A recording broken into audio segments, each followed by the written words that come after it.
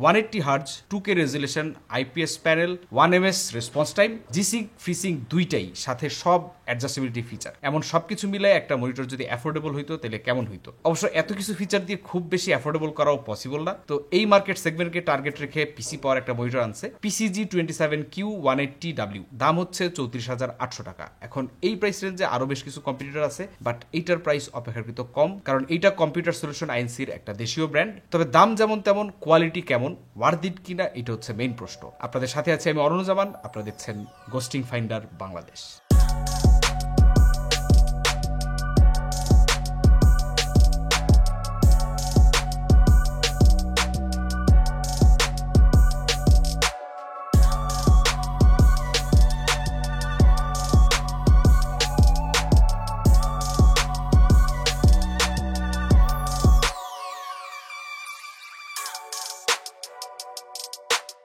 Usually এই ধরনের স্পেসিফিকেশনের মনিটরগুলো 30 থেকে প্রায় 45,000 টাকার ভেতরে ঘোরাফেরা করে। চলুন দেখে নেই এই প্রাইস রেঞ্জে আর কি কি কম্পিটিশন বাজারে আছে। Thunder robot LQ27F180 27 inch 180 Hz IPS QHD monitor 30,999। Dahua DHI LM27 E33 1A 27 inch QHD 180 Hz, দাম হচ্ছে 36,000। Xiaomi G Pro 27 QHD 2K 180 Hz 46,500 টাকা। কিন্তু এই 46,500 টাকায় আপনি কয়দিনের ওয়ারেন্টি পাবেন এটা আমরা জানি না। আর সবচেয়ে শক্ত কম্পিটিশন হচ্ছে ফিলিপস এভনিয়া E27।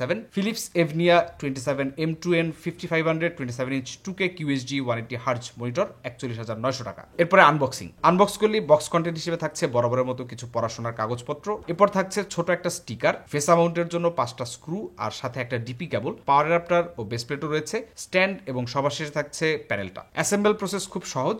আজকে অ্যাসেম্বল প্রসেস টুললেস হতে যাচ্ছে। প্রথমে স্ট্যান্ডকে নির্দিষ্ট স্থানে প্লেস ইন করে দেন হাত দিয়ে বেস প্লেটটাকে স্ট্যান্ডের সাথে স্ক্রিন করতে হবে, ব্যাস ডান। এই মনিটরে মোটামুটি যত টাইপের অ্যাডজাস্টেবিলিটি থাকে তার সবগুলো ফিচারই দেওয়া হয়েছে। Pivot 0 degree to 90 degree both side, swivel -15 to +15, tilt -5 to +15 degree, height adjustment হচ্ছে আপ টু 120 mm। এরপরে বিল্ড কোয়ালিটি এবং আউটলুক ইন্সপেকশন। মনিটরটা দেখলেই কেমন জানি কিছু কিছু জায়গা থেকে ইন্সপিরেশনের একটা ভাব পাওয়া যায়। ফুল বডি প্লাস্টিক মেড, কিন্তু স্ট্যান্ডের উপরে প্লাস্টিকের আবরণ রয়েছে এন্ড ভেতরে পাতলা মেটালের স্ট্রাকচার রয়েছে। বেস প্লেটটা অবশ্য সম্পূর্ণ মেটালের। পেছনের দিক থেকে মনিটরটার ওভারভিউ দিলে প্রথমেই চোখে পড়ে বড় করে পিসি পাওয়ার ব্র্যান্ডিংটা। ডান পাশে থাকছে পিসি পাওয়ারের স্টিকার এবং মিডলে রয়েছে পিসিবি এরিয়া, এন্ড পিসিবি এরিয়ার উপরে এয়ার ভেন্টের মতো দেখতে ডিজাইন রয়েছে এবং নিচেও এয়ার ভেন্ট থাকছে। তার থেকে আরেকটু নিচে গেলে 2টা RGB স্ট্রিপ, ডান দিকে ওএসডি কন্ট্রোলের জন্য 5টা বাটন, কোনো জয়স্টিক ব্যবহার করা হয় নাই। যেখানে স্ট্যান্ডটা প্লেস হয় তার নিচে ভেসা মাউন্টের জন্য 100x100 4টা স্ক্রু হোলস থাকছে। ডান দিকে কেনসিংটন লক। এরপর বটম ফেসিং আইও পোর্ট সেকশনে আমরা চলে এসেছি। প্রথমে রয়েছে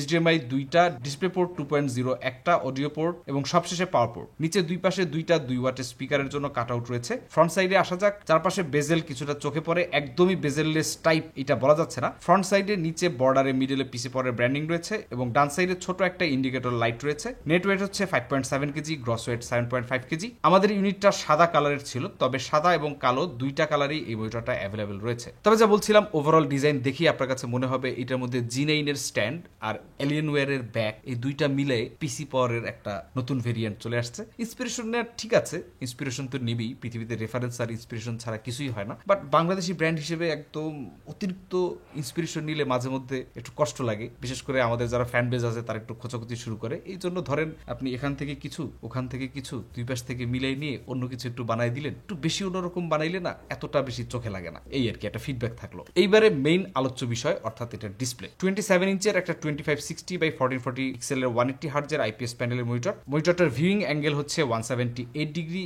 বোথ হরাইজন্টাল এবং ভার্টিক্যাল। ব্রাইটনেস তারা ম্যাক্স ক্লেম করতেছে 300 নিটস এবং কন্ট্রাস্ট রেশিও টিপিক্যাল IPS প্যানেলের মতো 1000/1, অ্যাসপেক্ট রেশিও 16:9 এবং মনিটরটা কালার সাপোর্ট করছে 1.07 বিলিয়ন। কত বিটের প্যানেল ব্যবহার করা হয়েছে এই ব্যাপারে তেমন কোনো ইনফরমেশন খুঁজে পাওয়া যায় না, বাট কালার এবং প্রাইস বিবেচনায় আইডিয়া করা যায় 8 বিটের প্যানেল এখানে। Response time max 1ms with overdrive বলা হয়েছে, বাট নর্মাল ওডি অফ অবস্থায় কত থাকে তা নিয়ে কোনো ইনফরমেশন দেয়া নাই। রেসপন্স টাইম মেজারিং টুল না থাকায় এই জিনিসটা আমরা এখনো ক্লিয়ার করতে পারতেছি না। এছাড়াও এনভিডিয়ার জিসিঙ্ক এবং AMD FreeSync সাপোর্ট রয়েছে। এই টেকনোলজিগুলো কিভাবে কাজ করে এ নিয়ে আমাদের প্রিভিয়াস LG ভিডিওতে আলোচনা করেছি, চাইলে ঘুরে আসতে পারেন LG 32GS95U মনিটরে। এডিশনাল ফিচার মধ্যে এর মধ্যে RGB light, Nvidia G Sync, AMD FreeSync, overdrive, blue light shift, flicker free এই ধরনের কিছু ফিচার অ্যাড করা হয়েছে। পাওয়ার কনজাম্পশন বলতে এটার max power consumption below 46 watt এবং মিনিমাম 0.5 ওয়াট, যেটা টিপিক্যালি এটা স্ট্যান্ড বাই মোডে কনজিউম করে। দুইটা 2 ওয়াটের স্পিকার রয়েছে। স্পিকারগুলোর সাউন্ড কোয়ালিটি কেমন তা দেখার জন্য আমরা সাউন্ড টেস্ট করেছি,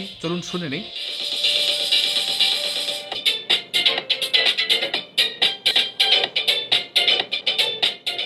সাউন্ড 2 ওয়াটের স্পিকার তো একেবারেই কোনো কাজের না, লাউডনেস নাই, বেস নাই, কিছু নাই, কোন রকম একটা সাউন্ড আউটপুট পাবেন, দ্যাটস দ্যাট। ওএসডি অন করলে শুরুতে থাকছে বাইরে থেকে ওএম করে আনা সেই কমন বেসিক সস্তা ওএসডি ইউআই। এই ইউআই দেখে কোনো ফিলই আসে না, যেখানে বড় বড় ব্র্যান্ডগুলো এই ইউআই নিয়ে অনেক কাজ করে, আলাদা আলাদা ব্র্যান্ডের আলাদা স্টাইলের ইউআই আমরা দেখতে চাই এবং এর মধ্যে কিন্তু কোয়ালিটি, ফিল, একটা আলাদা ব্র্যান্ডের ইমপ্রেশন ক্রিয়েট হয়। তো পিসি পাওয়ার যদি মনিটর মার্কেটে আরো গ্রো করতে চায়, বড় হতে চায়, ডেফিনেটলি তাদের ইউআই নিয়ে কাজ করতে হবে, কাস্টম ইউআই বানাইতে হবে। ইভেন দো কাস্টম ইউআই বানানো বেশ costly, but still if you want to grow you have to go in the right direction. OSD সেটিংসে কিছু উল্লেখযোগ্য ফিচার্স রয়েছে। 6টি কালার মোড, যেমন standard, RTS, FPS, game, text এবং মুভি। আরও রয়েছে FreeSync, GSync, HDR mode. Response টাইমের জন্য 3টা মোড, স্ট্যান্ডার্ড, অ্যাডভান্স এবং আলট্রা ফাস্ট। এবার আসা যাক আমাদের মেইন টেস্ট অর্থাৎ কালার অ্যাকুরেসি। বরাবরের মতো আমরা ইউজ করতেছি আমাদের স্পাইডার 5 এলিট। আমরা 3টা মোডই টেস্ট করে দেখেছি। স্ট্যান্ডার্ড মোডে কালার গামুট পেয়েছি 100% এসআরজিবি, 85% অ্যাডোবি আরজিবি, 89% DCI-P3 এবং 80% NTSC। এরপর এফপিএস মোডে কালার গামুট পেয়েছি 100% এসআরজিবি, 85% অ্যাডোবি আরজিবি, 88% P3 এবং 79% NTSC। অর্থাৎ এফপিএস মোডে কালার কিছুটা কমে আসছে, বিশেষ করে DCI-P3 এবং NTSC তে। এছাড়া আরটিএস মোডেও আমরা সেম রেজাল্টই পেয়েছি। বেস্ট কালার অ্যাকুরেসি পেতে গেলে আপনাকে স্ট্যান্ডার্ড মোডে থাকতে হবে, আর এফপিএস মোডে আপনি হয়তো একটু বেটার গেমিং আউটপুট পেতে পারেন, যেটা পরবর্তীতে আমরা গোস্টিং টেস্টে গিয়ে দেখব। এভারেজে ডেল্টা ই ভ্যালু আমরা পেয়েছি স্ট্যান্ডার্ড মোডে 3.93, এফপিএস মোডে 7.80 এবং আরএসটি মোডে 7.37। ডেল্টা ই ভ্যালুটা 3.93 is not good, that is very much saturated, যেটা কালারের কাজের জন্য নট রেকমেন্ডেড। স্পেশালি কালারের কাজে আমরা বলি অলওয়েজ যে আপনাকে you have to be around, যত আর কি শূন্যের কাছাকাছি হবে তত বেস্ট। বাট এইসব প্রাইস রেঞ্জে আমরা 1-এর আশেপাশে দেখতে পাই, 1, 1.10, 1.2, 1.34 বা 5 এইরকম, but 3.93 is not acceptable. So যারা কালার কারেকশন নিয়ে মিনিমাম বদার, তাদেরকে এই মনিটরটা এক্স্যাক্টলি অ্যাভয়েড করতে হবে। But content watching, saturated content দেখতে যারা ভালোবাসেন, গেম টেম, তাদের জন্য এই কালারটা অসুবিধা না। ব্রাইটনেস টেস্টের জন্য আমরা চিরচেনা আমাদের লাক্স মিটার ব্যবহার করেছি, যেটায় বরাবরই রিডিং একটু বেশি আসে, বাট সকল ক্ষেত্রে না। ডান দিকের কর্নারে আমরা ব্রাইটনেস পেয়েছি 280 নিটস, উপরের দিকে মাঝখানে 329.5 নিটস এবং এইচডিআর অন করে 260 থেকে 332 নিটস এর মধ্যে আমরা ব্রাইটনেস পেয়েছি। পিসি পাওয়ারের ক্লেম থেকে অ্যাভারেজ 30 নিটস এর মতো ব্রাইটনেস কম বেশি পেয়েছি আমরা। এছাড়াও কিছু টেস্টে 40 নিটস এর মতো ব্রাইটনেস বাড়তিও পাওয়া গিয়েছে। যেহেতু এটা একটা 180 হার্টজ এর ফাস্ট গেমিং মনিটর, সো আমাদের এখানে মেইন টেস্টটা হচ্ছে গোস্টিং টেস্ট। কেমন পারফর্ম করে গোস্টিং এর ক্ষেত্রে চলুন দেখে নেই। 3টা ওভারড্রাইভ মোড দেওয়া রয়েছে। প্রথমে স্ট্যান্ডার্ড মোডে কি অবস্থা দেখি। ইনভার্স গোস্টিং এন্ড ওভারশুট ছিল প্রথম লেয়ারে, সেকেন্ড ও থার্ড লেয়ারে কোনো গোস্টিং নাই। অ্যাডভান্স মোডে শিফট করার পরে গোস্টিং ছিল স্ট্যান্ডার্ড মোডের মতনই, বাট সেকেন্ড লেয়ারে ওভারশুট ছিল। এরপরে আলট্রা ফাস্ট মোডে যেতেই ট্রেইল এবং ওভারশুট বেশ ভালো পরিমাণের লক্ষ্য করা গিয়েছে। সো সব মিলাই বলা যায় এফপিএস গেমের জন্য স্ট্যান্ডার্ড মোডটাই বেটার আউটপুট দিতেছে। তবে আপনি আরেকটু ফাস্ট যদি যেতে চান তাইলে মাঝামাঝি সেটেল করতে বলবো, অর্থাৎ অ্যাডভান্স মোডে, কারণ আলট্রা ফাস্ট মোডের ট্রেইল এবং ওভারশুটের কারণে আপনার গুলি অনেক সময় মিস হয়ে যেতে পারে। এরপর আমরা ব্যাকলাইট ব্লিড টেস্ট করেছি, কোনো প্রকার ব্যাকলাইট ব্লিড পাইনি, বাট কিছু কিছু জায়গায় আইপিএস গ্লো দেখা গিয়েছে। এই প্রাইস রেঞ্জের মনিটরগুলো ইউজুয়ালি বিল্ড কোয়ালিটি অন্যান্য মানে চিপার রেঞ্জ থেকে একটু বেটার হয়, এই কারণে মানে লিক্স, লাইট লিক্স যেগুলোর কারণে ব্লিড হয় আইপিএস প্যানেলগুলোয়, সেগুলো খুব কম লক্ষ্য করা যায় এবং এটাও এর ব্যতিক্রম না। But IPS glow is very common, এটা আইপিএস প্যানেলে কম বেশি থাকবেই। ইউজার এক্সপিরিয়েন্সের কথা বললে বলতে হবে মনিটরটার গেমিং পারফরমেন্স কেমন ছিল। এই বাজেটে আসলে টপ নচ। ফ্রিসিঙ্ক, জিসিঙ্ক যে মোড রয়েছে তা অন করে আমাদের টিম গেম খেলেছে, কোনো প্রকার স্ক্রিন টিয়ারিং বা স্টাটারিং দেখতে পায় নাই। রেসপন্স টাইম আলট্রা ফাস্ট করে গেম খেললে পরে সবচেয়ে ফাস্টেস্ট এক্সপিরিয়েন্সটা আপনি পাবেন, বাট সেক্ষেত্রে কিছুটা ট্রেল এবং ওভারশুট আপনাকে ফেস করতে হতে পারে। এই জন্য হয়তো অ্যাডভান্স মোডটাই আপনার জন্য মানে মিডল গ্রাউন্ড। এছাড়া মনিটরটার কালার ছিল বুস্টেড, বেশ ভালো রকমের বুস্টেড। অনেকের কাছে ভালো লাগতে পারে, স্পেশালি যারা কন্টেন্ট ওয়াচিং, মুভি, সিরিজ টিরিজ দেখেন, তাদের স্যাচুরেটেড কালার ভালো লাগলেও লাগতে পারে, বাট কালার গ্রেডিং এর জন্য নো।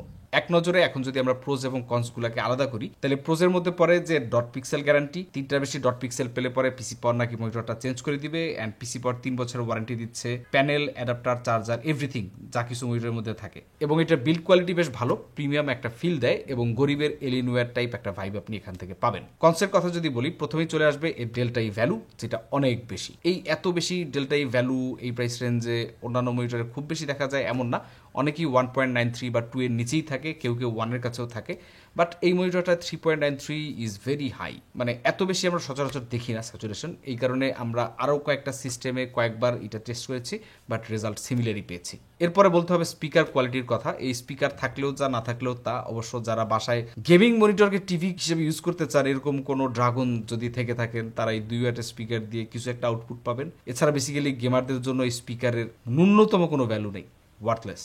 এরপরে চার্জিং যে কেবলটা আছে, এটা এই প্রাইস রেঞ্জে আরেকটু বেটার কোয়ালিটি হতে পারতো, আরেকটু রিজিড বা আরেকটু সলিড হ্যান্ড ফিল একটু ভালো হইলেই হইতে পারতো, কারণ এতে খুব বেশি কস্টিং বাড়তো বলে আমার মনে হয় না। এবং বাকি থাকে ওএসডি এর ইউআই। এখন যেহেতু পিসি পরে মনিটরের সেল বাড়তেছে, অ্যাজ এ ব্র্যান্ড পিসি পর কিন্তু অনেক দূর আগে আসছে, তাদের কেস মার্কেটে বেশ পপুলার তারা। তারপরে পিসি পরে নতুন ফ্যানও আসতেছে, কিবোর্ড মাউসও আমরা দেখছি যে একদম বেসিক ইউজার থেকে শুরু করে অনেকের জন্য তারা ইন্ট্রোডিউস করতেছে।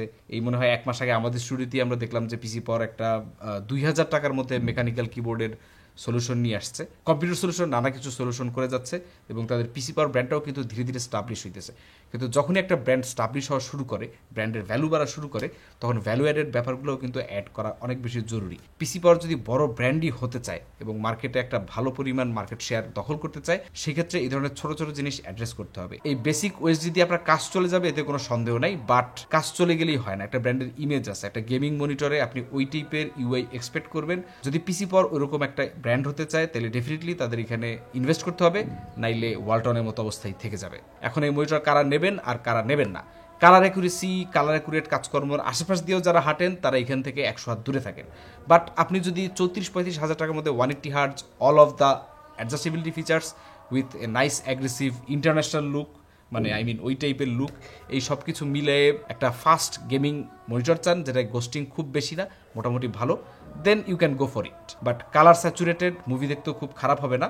শুধু একটাই অসুবিধা, colour accuracy, delta E value. এছাড়া বাকি সব প্রাইস অনুযায়ী নট ব্যাড। দেখা হবে পরে কোনো ভিডিওতে, সে পর্যন্ত আল্লাহ হাফেজ।